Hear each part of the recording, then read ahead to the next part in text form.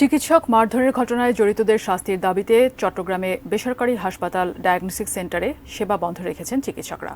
গত 10 April পটিয়ায় motorcycle দুর্ঘটনায় আহত এক রোগীকে চিকিৎসা দিতে দেরি করার অভিযোগে ডক্টর রক্তিম দাসকে মারধর করা হয়।